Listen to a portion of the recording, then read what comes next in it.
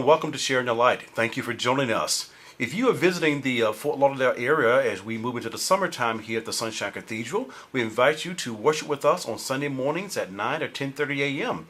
You may be interested in checking out a different venue this summer, or if you are vacationing in the area, or even if you're new to the area, please consider stopping by to worship with us on Sundays again at 9 or 10:30 a.m. And now, as we join the next segment of Sharing the Light with the Reverend Dr. Darrell Watkins, who is the senior pastor of the Sunshine Cathedral, and the Reverend Peterson, who is the music minister of the Sunshine Cathedral, they are going to be focusing on the topic of healing from fundamentalism. So let's join this wonderful and exciting topic on healing from fundamentalism. Well, welcome. Thank you for joining us again for another episode of Sharing the Light. Today we have a first-time guest, though she's been around forever, but this is first time on the show, and that is Reverend Peterson. She is the minister of music here at the Sunshine Cathedral. Katie went to college in Australia, has degrees in theater and music, and studied theology at the Wesley Institute of Ministry in the Arts in Sydney, and recently graduated with a Master of Fine Arts in Interdisciplinary Arts from Goddard College, one of my alma maters, and she has just been accepted to a Doctor of Sacred Music program at the Graduate Theological Foundation. So she's, I think, in her 5th year now here at the Sunshine Cathedral, and but she has a lifetime career in church music, church ministry, and so we'll hear a little bit about her story, because today we're talking about healing from fundamentalism, which is something 27, 28, something she's been spending the last 27, 28 years doing, recovering from... I call myself a recovered evangelicaholic. Yeah, yes, it's true. So we're going to talk about being spiritual, retaining faith, reclaiming faith, living a life of faith, helping other people on their faith journey, even after having some scary experiences in the faith journey, how some of us were actually hurt by the world of faith and confused faith, which means trust, really. It's how instead of being told to trust ourselves and our goodness and trust life, we were actually taught to mistrust our goodness, to not believe in our own goodness, to believe that life was scary, and so we had a lot of fears and regrets and pains to overcome. So we'll talk about how Katie has done that, and maybe in hearing her story, you'll connect with how maybe you can do that too. So you grew up in a very evangelical, maybe not necessarily fundamentalist, but very conservative evangelical world, even though it was the West Coast, the left coast. You were in one of those pockets, right? Yeah. And then but you sort of moved on from there. 2 more fundamentalists with your singing and touring. She toured all over the world in a singing group, and in fact, it was in that world, sort of trusting a friend, right, with a personal thing that sort of brought your fundamentalist world crashing to an end. So tell us a little bit about that. Okay. I was adopted when I was just a baby. I was 2 months old, and I was adopted by a wonderful family. Love my family, the Petersons, and they both come from a very traditional evangelical Christian background. And so when I say that, what I mean is that I was reared to believe that the only way to salvation, the only way to not go to hell, or to get to heaven, whichever way you want to play that card, is to believe that Jesus died for your sins, and that belief in Him. First of all, life is scary enough that there's something you need to be saved from. Yes, exactly. And there's only one way that can happen. Okay. You are a baby. Therefore, you are an evil worm, and there is no good in you other than what God has put there. By virtue of having 46 chromosomes, you are no good. Done. Exactly. Okay. So you are just behind that 8 ball from when you start. And that was our entire social network. That was our entire friend network. My parents had home Bible studies. Well-meaning. Everything. Yes. And they meant it. And, loving. Yeah. I mean, if there is one thing I am really clear about, it is the unconditional love of my family. And by virtue of that, I really understood God in a concept of unconditional love, except for the times when These you conditions. had to... Exactly. But you went to a parochial school too, which I did. I went to a private Christian school, which probably put more than you learned at home. There were probably a lot of doctrinal stuff. Yeah. So 5 days a week, I have required Bible classes, and I literally had textbooks that were things like The History of the World from a Christian Perspective. That was the name of my textbook. And this is how conservative this was. That was good social science right there. Oh, yeah. Oh, my God. And even so, my teachers were not even that crazy. But for example, in junior high school, when we're studying humanities, and everyone knows the famous Michelangelo's David, right? The original is in Florence, Italy. Well, we didn't get a picture of it in the textbook. There was a picture of David's head and shoulders, and then it was white. And then down around here somewhere, there was a little circle, and you could see his hand. But let me tell you, there was no genitalia. There was no David. No. Famous, yeah. Like the human body is something to be ashamed of. So that was drilled into me at least 7 days a week, and probably like on tapes in my sleep. No, my parents were not like that. But so yeah, this was something that I just really, literally, almost from birth, grew up believing this is the paradigm in which the world is. And I truly understand and have a lot of compassion for my friends who still believe that concept, that if this is truly the only way that someone is going to go to heaven, i.e. not burn in hell forever. Look how small the world is that you're demonstrating with your hands. Isn't that amazing? That's look true. How small and confined. Or a box. I was doing a box, and almost too. imprisoned. Yeah, okay. Absolutely. Yeah. Absolutely. That's how I view it now. Yeah. That particular paradigm. Of course, the most loving thing that you can do, if this is your paradigm, is to try to get other people to believe this. But you're going to hell. But you're living in sin. But you're like, I'm good, thanks. Like, the Christian evangelical idea that I grew up with does not understand the concept of, no, thanks, I'm okay. Yeah. So, Or just baffled by the idea that I just don't want to play any game by those rules. That doesn't appeal to me. right. Like, even if you're right, Yeah. I don't want to be part of that. Right. Like, that is so, like, Yes. what? How can that be true? But no, if that's the Right. construct, I'm just going to go on my own, take my chance, because that doesn't seem any more appealing than what you're trying to save me from. Exactly. So- Exactly. Wait a minute, but I'm perfectly fine, and now you're telling me that I have to be saved from myself? I like myself. No, you can't like yourself. You're a horrible, terrible sinner.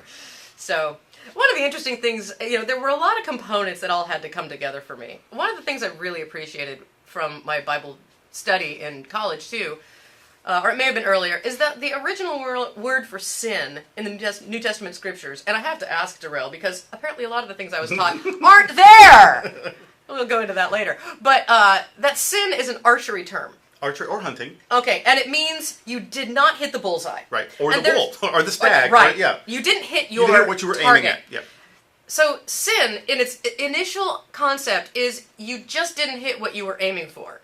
There's so much freedom in that. Mm-hmm. Maybe what I was aiming for wasn't going to be the best and highest and, greatest thing for me anyway, Yeah. right? So there isn't this innate sense of condemnation. You might go hungry if you didn't hit your deer. Right.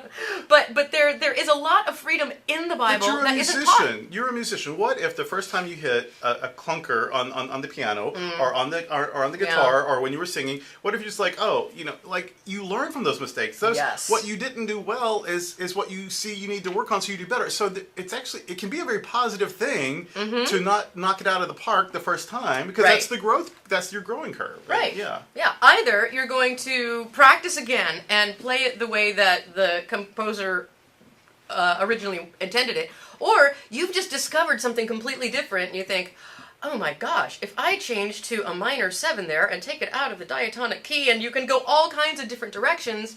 So, sin's a great thing. I love to sin. I love to miss the mark, right? Because creativity comes from not getting exactly what you meant every single time. Right.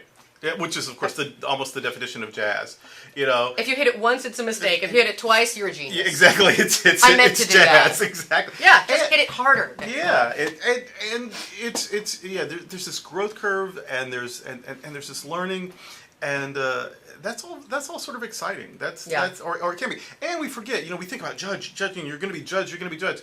It never occurs to people in that framework that one can be judged favorably. The person who wins Miss America was given that title by judges. Yes. Yes. Yes. Or absolutely. that judge. You can be judged favorably. Right. And so. This person mistreated me. I'm in court. The judge found in my favor. Yeah. What if we're doing our best and getting better all along, and Right. the judgment is good for you? Yeah, absolutely. So that never Absolutely. could. So Yeah. So how did you get from that framework of life is scary and I need to be saved from my own depravity somehow, to in 3 minutes or so, from that to Easy. life is good and I'm good and whatever God is has to be good and no one gets left out. How did you? I mean, that's a far. It really was you a long journey. journey. You went through a big country. You know, you started out in El Paso and you know wound up in Minneapolis. I mean, that was a schlep. How did you get there? Like New Zealand. I mean, it was a very long journey. But what I realized somewhere in the midst of this journey is that at some point I realized I had been taught all my life what to think. And when I asked a question, I was given the answer as to why this particular paradigm was correct. And I started teaching myself how to think instead of just believing what to think. And so a lot of things kept happening along that way. What happens if the divine is more than just a father, male God that must be respected in one gender? What happens if it's all divine? Wait a minute, maybe gender isn't even binary. So this is a different concept. You look at different ways that the Bible has been used and misused throughout history, and once I started looking at the overall arc of Scripture, then what you see is the overall arc of Scripture is freedom.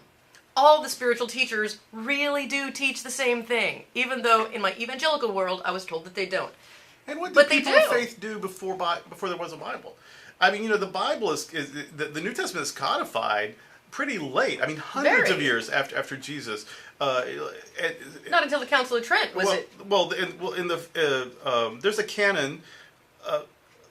A close canon by about the 4th century, but before that, this church is using the Gospel of Thomas, and this local church is using Luke and Paul, and this one is using the Septuagint, and you know, so the church wasn't using a Bible until hundreds of years, 200-300 years after Jesus, and so the Bible isn't the Bible in the Bible, and the Bible isn't the Bible in the first 300 years of the church, and you know, so we act like the Bible fell out of the sky, and the church fell out of the Bible, and that is 100% the opposite way it is. The Bible comes out of the church, and so how we got to the Bible, having a Bible, is that people thought and asked questions and tried things on, and you know, and so I think we've lost something by stopping doing what they did to get us the Bible. Yeah, oh, absolutely. The storytelling, the talking, the crunching up against each other's ideas is critical.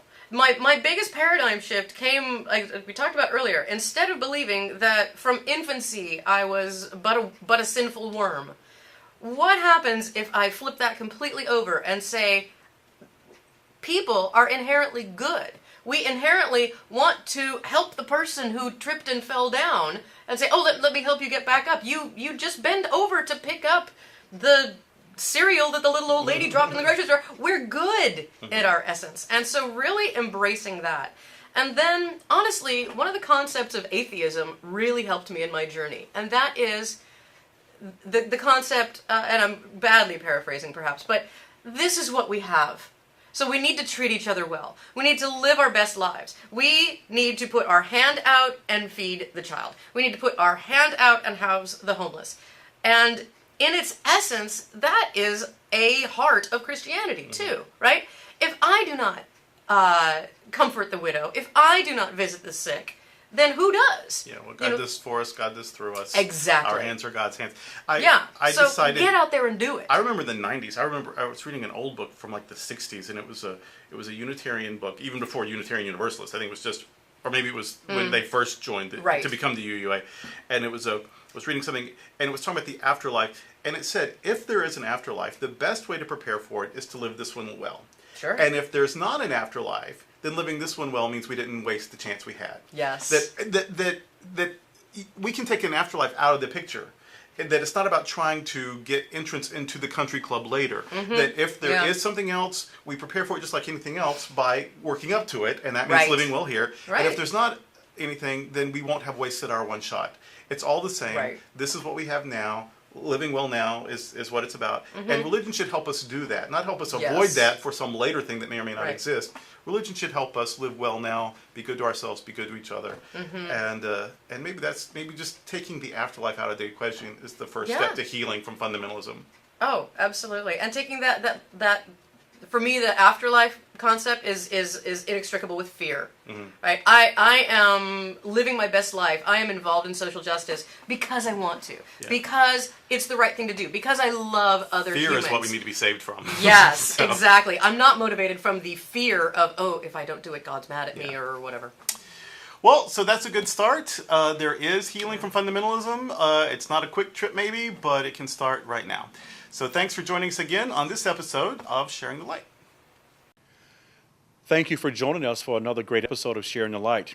Tell your friends about this online ministry, and when you're in Southeast Florida, make sure you worship with us on a Sunday at the 9 a.m., the 10:30 a.m., or the 6 p.m. service. And now for a final word from our senior pastor, the Reverend Dr. Darrell Watkins. Email me at Durrell@sunshinecathedral.net if you have a religious question or if you'd like to subscribe to our daily devotional magazine, Spirit and Truth. We'll send it anywhere in the United States for an annual donation of any size. You can also email us prayer requests, or you can make donations on our website, www.sunshinecathedral.org. You'll also want to check out our great performing arts series, religious education classes, conferences, and other exciting activities. For now, we wish you many blessings on your spiritual journey.